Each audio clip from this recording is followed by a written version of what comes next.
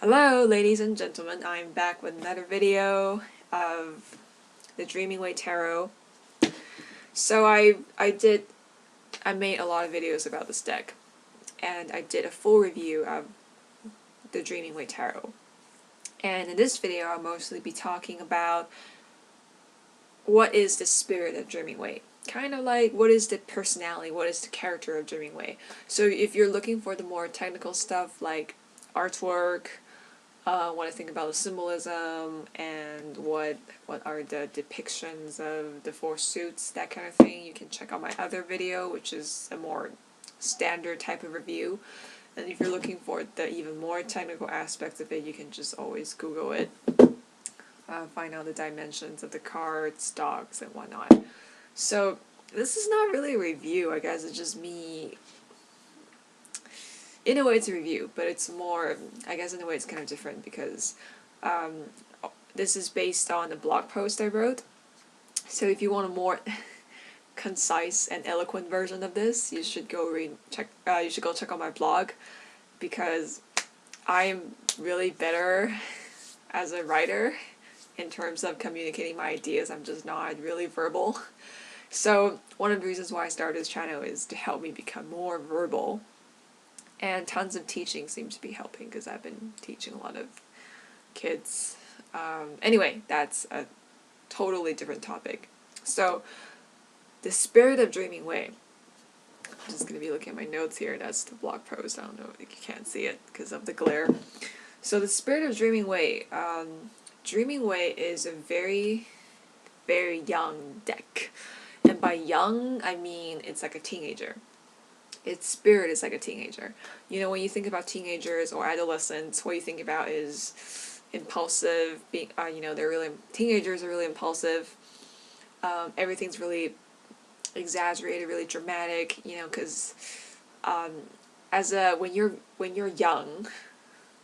younger, I guess for me, when you're younger, when you're a teenager, you tend to feel more. You have so many ideals about how the world functions, how the world works, how the world should treat you, and how other people should treat you, how other people should be, that kind of thing. You have so many ideals about the world, and you easily become disillusioned, you're easily disappointed, you're easily touched and moved and transformed by, I guess, as you kind of get a better grip of the sense of reality, right? What reality actually is, how people are. You kind of,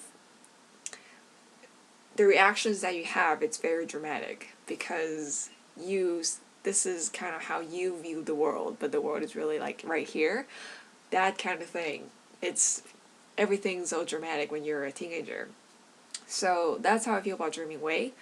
Dreaming Way is like, it has that youthful spirit, it's really like idealistic, it's really adventurous, it's really, it's like, in some cards I kind of feel that, when you're young, you get easily self-conscious, that, and sometimes careless, that kind of thing. It's really paradoxical in a way that, on one hand, you're very self-conscious about yourself, sometimes you get really insecure, but at the same time, there are just moments when you're just like, I don't give a crap about this, I'm just gonna go for it. So I feel like that's sort of the paradox of having a youthful spirit, I would say. And yeah, so that's how I feel about Dreaming Way. Just Dreaming Way having a really youthful spirit, especially I think it really comes across in the arts. Because if you saw my previous video, the characters are really fashionable. I think I probably mentioned, like, I love the scarves that they're wearing. I'm wearing a scarf right now. I love scarves, just saying. And like, just the way it's just the way the characters are portrayed. It just makes this deck really, really young. I mean, if you think about it, you don't see a lot of old characters anyway in tarot, unless it's like a stereotypically older character, like the Hierophant, or maybe the Emperor, maybe the World, that kind of thing. Yeah, and that's one of the reasons I like about Dreaming Way. It's because of its youthful spirit, because I feel like part of me is always going to be a teenager. It's always going to be idealistic. It's always going to be, like, I'm always going to have this kind of fierce dreaming. It's like wanting the world to be a better place, wanting people to act a certain way. I think there's a part of me that's always going to be like that, always going to be really idealistic and really dreamy, really kind of stars and sunlight and dreams and clouds and that kind of thing. It's like really raw, it's really pure in a way. And I think one of the biggest reasons that I wouldn't say I wouldn't say it's something that I don't like, it's just something I feel a bit disconnected to when I'm, like, for example, when I do more spiritual readings, when I do readings that pertain to more sort of deep personal stuff, like when I want to get in touch with my fears, or when I want to get in touch with why am I acting a certain way, that kind of thing. I don't use the dreaming way just because it doesn't really resonate, because when you're trying to get deeper, when you're trying to be serious, when you're trying to be really spiritual, just imagine you're asking a teenager to do that. It doesn't work, because teenager is about like being the adolescence. The spirit of adolescence is just, you're really reactive. I think it's because you haven't really established a firm sense of self yet. That's why you're always reactive. You're reacting to stuff. You don't really reflect on what you're going through, and then everything's just so bloated. It's like an explosion of adrenaline and hormones and everything. So yeah, one of the reasons I feel disconnected when I work with this deck is because it's so young. It's such a youthful deck, and when you're trying to talk about or just use it for more serious subject matters, it just doesn't really, I guess you can, like, tarot symbolism is pretty universal. Like, you're gonna get the messages that you're meant to get, but it's just like in terms of how deep those messages are, how much wisdom you can pull out of those cards, how much your intuition flows, that kind of thing. It's just like there's a profound disconnection. When I try to connect with Dreaming Way, and it's about like highly spiritual matters and that kind of thing, like I said before, it's because I think when you're asking questions that are highly action oriented, it's a really good deck to go to, because you want to be idealistic, you want to have that youthful momentum, you want to go forward and just pursue your dreams fearlessly, that kind of thing. But when you're trying to be more self-reflective, when you're trying to be more kind of just more chill about stuff, it's like you don't always feel like, have, like, this youthful spirit doesn't apply to everything. Like, there are different moments for different kinds of character, I guess different attitudes and different characteristics, right? When you need to be more of an adult, for, which is most of the time, is when you need to feel responsible, when you need to be emotionally mature, when you need to reflect, when you need to be